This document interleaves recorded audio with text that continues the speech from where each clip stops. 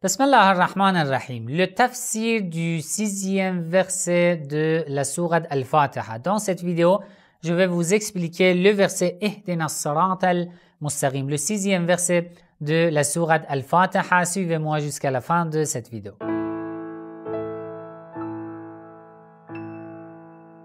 Avant de commencer, si ce genre de contenu vous intéresse, s'il vous plaît, cliquez sur j'aime, partagez la vidéo avec vos entourages. Écrivez votre avis dans les commentaires, surtout si vous avez des questions. Et si vous n'êtes pas abonné à ma chaîne, abonnez-vous à ma chaîne et cliquez sur la cloche pour être informé dès que je publie une nouvelle vidéo. Si vous n'avez pas vu les épisodes précédents du tafsir de la sourate Al-Fatiha, je vais mettre le lien du playlist du tafsir du Coran ci-dessus. Vous pouvez cliquer et regarder toutes les vidéos, tous les épisodes du tafsir du Coran pour les épisodes précédents. Alors, dans cette vidéo, je vous donne le tafsir du verset Ihdina as-sirat al-mustaqim. Alors, d'abord, je vous donne les traductions françaises de quelques traducteurs. Après, on va analyser le verset. Conduis-nous dans la voie droite. Ihdina, il a traduit conduis-nous. Sirat al-mustaqim, il a traduit la voie droite. Deuxième, conduis-nous vers le droit chemin. Le droit chemin, as-sirat al-mustaqim. Guide-nous sur le chemin ascendant. Alors, guide-nous et ascendant. Le chemin ascendant, sirat al-mustaqim. Quatrième traduction, guide-nous sur la voie de rectitude. Cinquième, guide-nous dans le droit chemin. Sixième, dirige-nous vers le chemin droit. D'accord? Alors,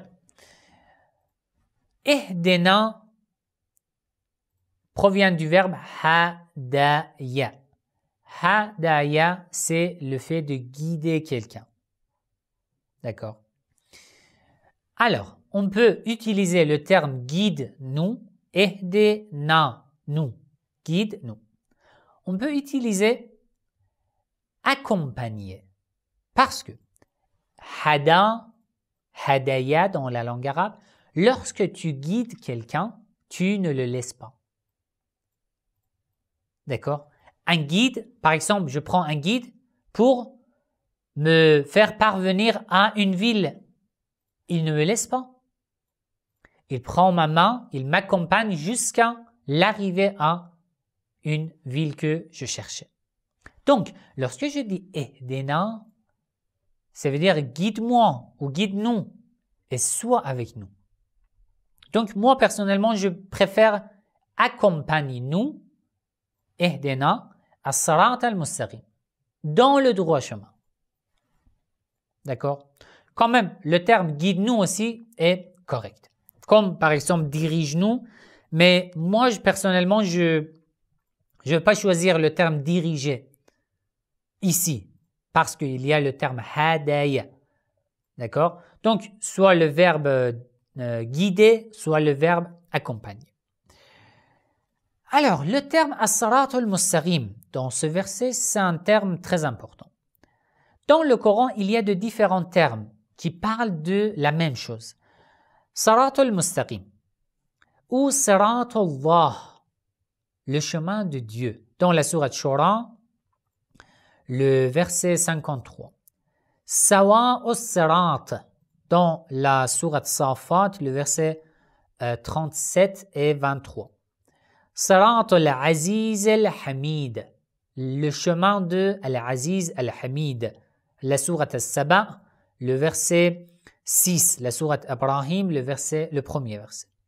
Sirat al-Hamid, le chemin de louer, de Allah, louer. La sourate Al-Hajj, le verset 24. As-sirat al-Sawi, le chemin équilibré. La sourate Taha, le verset 135, la sourate Maryam, le verset 43. Sirat Rabbik, le chemin de ton Seigneur. La sourate An'am, le verset 126. Tous ces termes parlent d'une seule réalité. Un chemin qui nous fait parvenir directement à Allah. Directement. Quelle est la différence entre le terme as-sirat et as-sabil et at-tariq? Dans la langue arabe, il y a 3 termes. Sirat, sabil, tariq. Quelles sont les différences? D'après les dictionnaires très anciens arabes, comme Al-Furuq al-Lughawiyya, Al-Furuq fi al-Lugha, il dit Sirat at-tariq sahl, c'est le chemin facile, qui n'a pas d'obstacle, qui est très facile à passer. C'est ça, as-sirat. Alors que at-tariq la yaqtadi as-suhula, mais tariq n'est pas nécessairement facile. As-sabil aussi ismun yaqa'u ala ma yaqa'u alayhi at-tariq. Sabil aussi est synonyme avec at-tariq.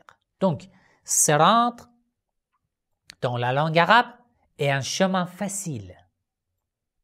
Alors, si vous avez un terme équivalent à me donner, écrivez dans les commentaires.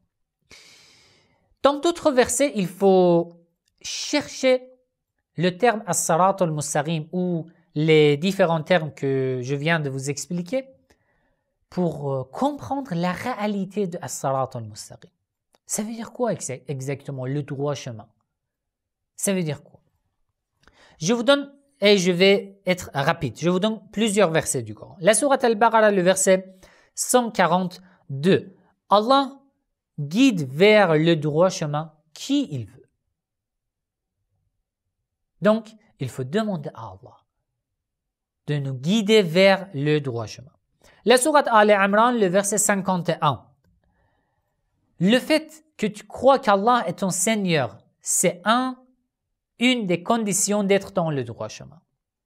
Le fait de n'adorer que Allah, être monothéiste, est une des conditions d'être dans le droit chemin. La sourate Al-Ma'ida, le verset 16. D'après ce verset, certaines conditions pour être dans le droit chemin sont les suivantes. Le fait de croire en Allah, qu'il est notre Seigneur, et qu'Allah est le seul guide, d'accord? Et que le prophète, l'envoyé de Dieu, a comme émission pour nous guider vers le droit chemin. D'accord? Donc, on peut être guidé vers le droit chemin grâce au prophète Mohammed sallallahu alayhi wa sallam. Seul Allah avait le droit et il a donné ce droit à son envoyé aussi. Donc, par le prophète Mohammed sallallahu alayhi wa sallam aussi, on peut être guidé vers le droit chemin. Alors, lorsque je dis « Ihdina as-sirat al-mustaqim », je peux demander au prophète Mohammed sallallahu alayhi wa sallam aussi « Guide-moi vers le droit chemin ». Il n'y a pas de problème. Après, d'après le hadith al-Thaqalayn, on peut demander aux Ahl al-Bayt alayhim salam aussi. Pareil. D'accord? La sourate Al-An'am, le verset 153, Allah explique les conditions pour être dans le droit chemin. Il ne faut pas être polythéiste. Il faut être gentil et avoir un bon comportement à l'égard de ses parents. Et ses parents à l'égard de leurs enfants. Il faut prendre soin à ses enfants. Il faut éviter de faire de la perversité. Il ne faut pas tuer les gens. Il faut respecter les biens ou l'argent des orphelins. Il faut être juste, il ne faut pas faire l'injustice, il ne faut pas porter préjudice à l'égard des autres. Ces conditions, ces caractéristiques sont des caractéristiques des gens qui sont dans le droit chemin. Encore la sourate Al-An'am, le verset 161, Allah dit « La voie de Ibrahim est le droit chemin ». C'est quoi cette voie? Il dit c'est la voie de soumission. Donc, une autre condition pour être dans le droit chemin, c'est la soumission. Vous voyez, chacune de ces caractéristiques, de ces particularités, a besoin de beaucoup d'explications. Je vous donne juste les titres. Après, vous allez réfléchir. Vous allez rajouter encore beaucoup de trésors à ces trésors coraniques. Alors, quels sont les mérites d'être dans le droit chemin? La sourate Ibrahim, le premier verset. Si tu es dans le droit chemin, Allah te fait sortir de l'obscurité. Tu seras toujours dans la lumière. Première mérite. Deuxième, la sourate An-Nisa, le verset 175. Si tu es dans le droit chemin, tu es toujours couvert par la miséricorde particulière de Dieu. D'accord? Et toujours couvert par la grâce de Dieu. C'était la deuxième mérite. Troisième et quatrième mérite, la sourate Al-Ma'ida, le verset 16. Si tu es dans le droit chemin, Allah est toujours satisfait de toi. C'est le chemin de la satisfaction. Et aussi, c'est le chemin de salut, de la paix divine. Cinquième mérite, la sourate Al-A'raf, le verset 16. Le droit chemin, si tu es dans le droit chemin, le Satan, le démon, ne pourra plus t'égarer. Il dit dans le Coran, je vais m'asseoir devant l'entrée du droit chemin pour interdire les gens à entrer dans le droit chemin. Donc, si tu es déjà dans le droit chemin, il ne pourra plus t'égarer. Car celui qui entre dans le droit chemin sera en sécurité, sera couvert par la lumière de Dieu. Dans le droit chemin, il n'y a pas d'obscurité, comme je vous ai dit. Le Satan est de l'obscurité. Il ne peut pas entrer dans le droit chemin. Si tu es déjà dans le droit chemin, le Satan ne pourra plus t'égarer. Je vous donne encore un hadith. Le prophète Mohammed sallallahu alayhi wa sallam dit, lorsque tu dis « Ihdina as-sirata al-mustaqim », Allah te répond, il dit « Hada li'abdi » Mon serviteur m'a demandé que je le guide vers le droit chemin. Je lui donne, je lui accorde.